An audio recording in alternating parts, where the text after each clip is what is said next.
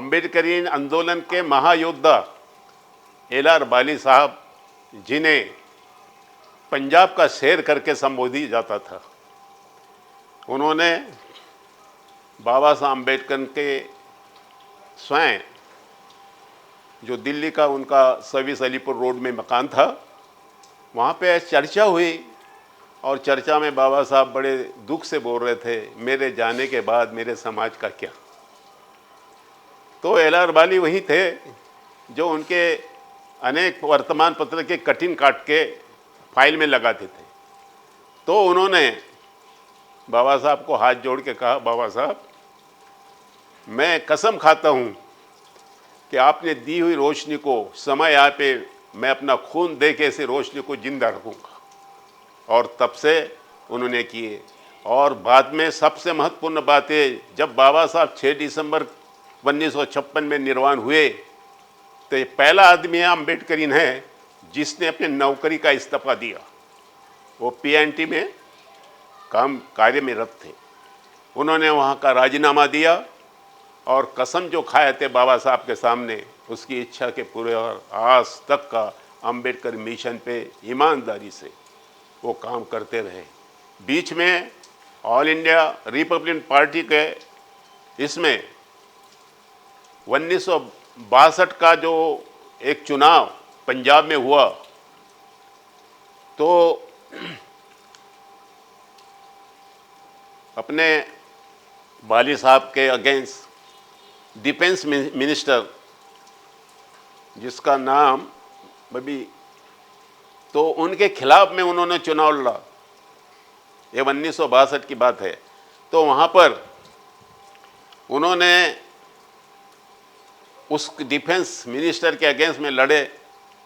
तो BBC London में जाहिर होता था कि एल.आर. बाली उनके आगे में चल रहे, कि अंत में उनका पराभव हुआ, ये बात अलग, मगर उसको मुंह तोड़ जवाब दिए। उसके बाद हिंदुइज्म धर्म या कलंक, ये किताब उनकी प्रसिद्ध हुई। उसके पहले उन पे एक बड़ा केस चला। लगातार वो जालंधर से जम्मू में उनका केस था परेशान करने के लिए, और वहाँ जाते आते रहे, अध्ययन किए, और आखिरी में वो केस उन्होंने उठा लिए।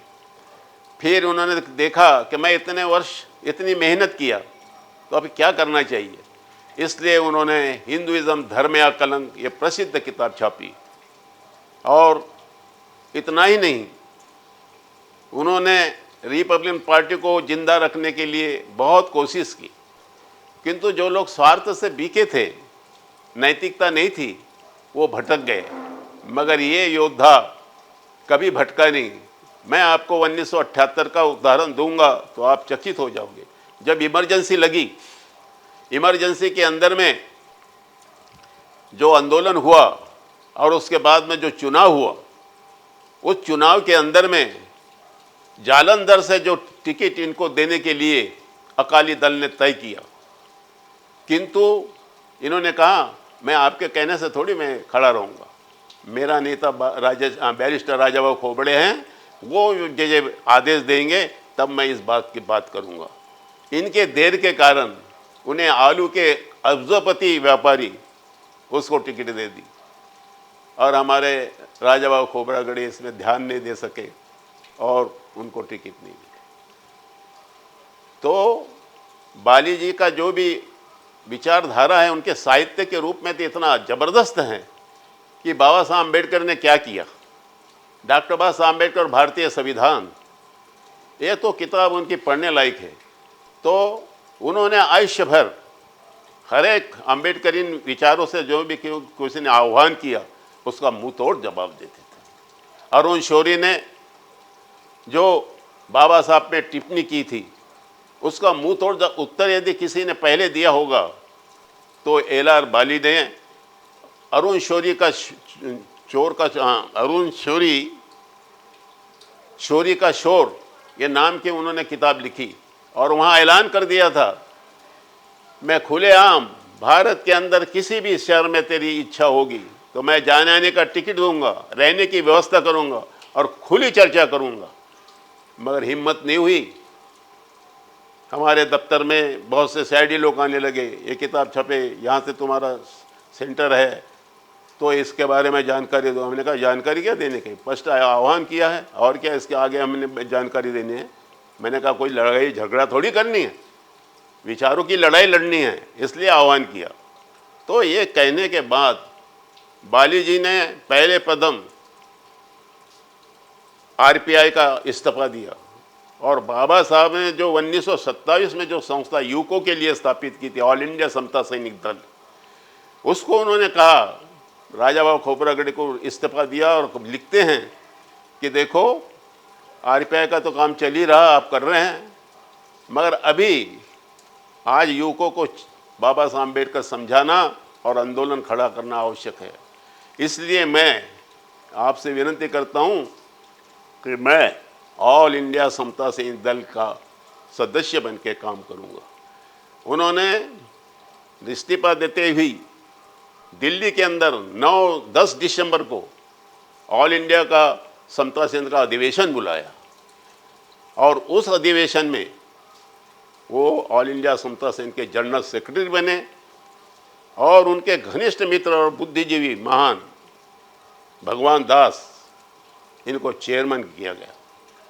लगातार 13 वर्ष तक का जनरल सेक्रेटरी रहे, अनेक जगह अधिवेशन की और खुद समता सैनिक दल की अच्छी ताकत बनाने का प्रयास किए, किंतु हमारे आरपीआई के लोग बालियों को नहीं समझ सके। वो कहने लगे अलग से एक पार्टी बना रहा और उनको सहयोग नहीं मिला। फिर भी उन्होंने आखिरी दम तक का, अभी भी वो ऑल इंडिया समता सैनिक दल के मार्गदर्शक है और उन्होंने अपने हयात में बाबा साहब के विचारधारा पे जो भी उन्होंने कदम उठाया कभी पीछे नहीं हटाया और उन पे जो अनेक आरोप प्रत्यारोप हुए मुंह तोड़ जवाब देते रहे। इतना ही नहीं तो हिमाचल में उसका केस उन्हों पे दायर किया गया आरएसएस के तरफ से। इतने परेशान करने के लिए भी उन्होंने फिर विनती की कोर्ट से कि ये केस जालंधर में चले जाए, मेरी उम्र इतनी है, तो जालंधर में केस वापस आया। अभी उसका निकाल भी नहीं हुआ तो बाली जी डरे नहीं, केस चलता रहा, दफन कर दी। यानी हिंदुइज्म के ऊपर में जितनी गहरी उनकी ताकत थी, शायद ही अम्बेडकर की कोई अनुयायी ने इस प्रकार का हिंदू धर्म को पोल नहीं खोली। एकमात्र उनके अपने विचारधारा से, लड़ाकू हिम्मत से, अनेक छोटी छोटी किताबें भी उनकी बड़ी महत्वपूर्ण हैं। बाबा साहब अम्बेडकर ने जो घटना परिषद में भाषण आखिरी 25 नवंबर 1949 में जो भाषण दिया वो अत्यंत असाधारण है। उसका बुकलेट उन्होंने छापा और लिखा कि आज देश में क्या स्थिति है और बाबा साहब के भारतीय घटना के संविधान क्या कहते हैं। आज जो आम लोगों को बताया जाता कि सब लोगों के लिए एक कानून बनेगा, आप विचार करो, भारतीय संविधान में लिखा गया है ये निधर्मी सरकार है। 25वें कलम में बाबा साहब ने स्पष्ट कर दिया हर धर्म को अपना मौलिक अधिकार है अपना धर्म का वो आचरण करे। मगर आज क्या स्थिति है, यानी सब लोगों को एक नियम लागू करना पड़ता। कैसा हो सकता, यहाँ रक्त रंजित क्रांति होने की आशा है। आप देखोगे ये नहीं चल सकता। इस देश के अंदर में कोई ये कहें हिंदुइज्म किस प्रकार का करना, ये उनका षड्यंत्र है। इस बारे में भी एल.आर. बाली साहब ने डॉक्टर बाबा साहब अम्बेडकर और भारतीय संविधान लिखा और हर कलम का डिस्कशन उन्होंने विश्लेषण भी किया। इस तरह बाबा साहब की जो जो विचारधारा थी जनता के सामने रखा। अंग्रेजी में दक्षिण के लोगों को मालूम नहीं था, अंग्रेजी में बाबा साहब की किताबें छापी, उनको जागरूक किया। यानी जो आवश्यक चीज़ें थी बाबा साहब के विचार की विचारधारा लोगों तक का जाना चाहिए, उसमें कभी उन्होंने कसर नहीं रखी। मगर एक ध्यान में रखो, इसने केवल इतना ही नहीं किया, बाबा साहब जाने के बाद में उन्होंने भीम पत्रिका नाम की पत्रिका निकाली, आज भी चालू है।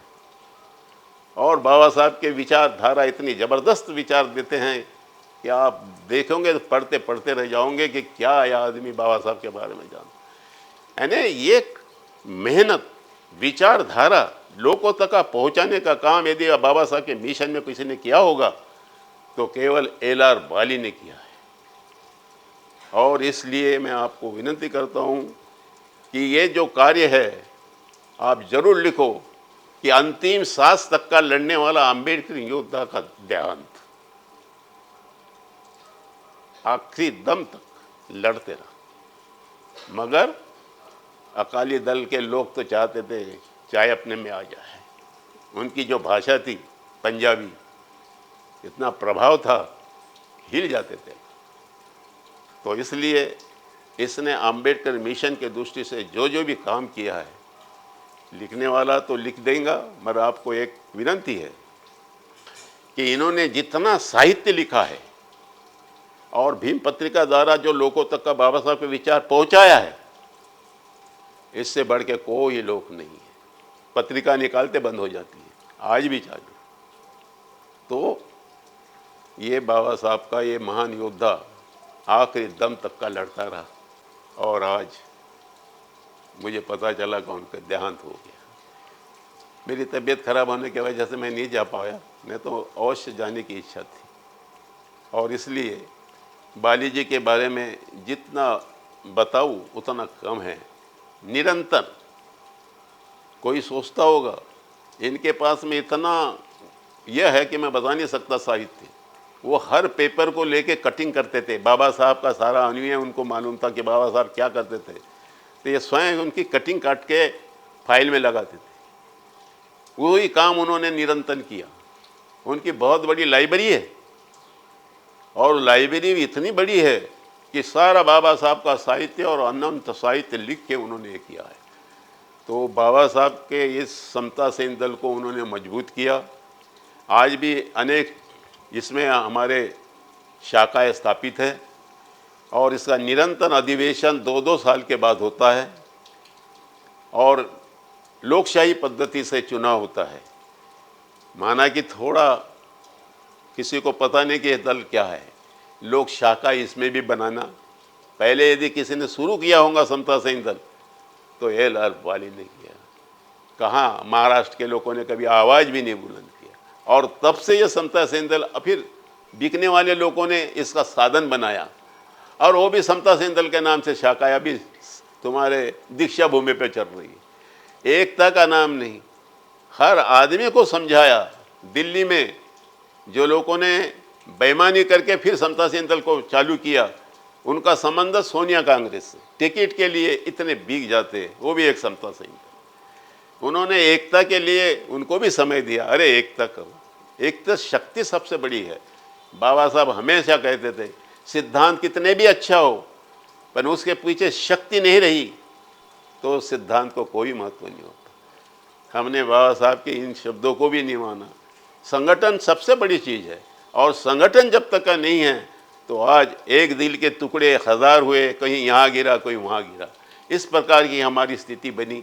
इसलिए अंत में मैं ये कहूँगा कि बाबा साहब अम्बेडकर ने जो कहा है संगठन सबसे महत्वपूर्ण है और इसीलिए बाबा साहब जो दीक्षा दी, उसके बाद में शाम होटल में जो उनकी सभा हुई, कार्यकर्ता को संबोधन करते हुए उन्होंने कहा कि सबसे बड़ी महत्वपूर्ण बात है एकता रखना, ये सबसे बड़ी बात है।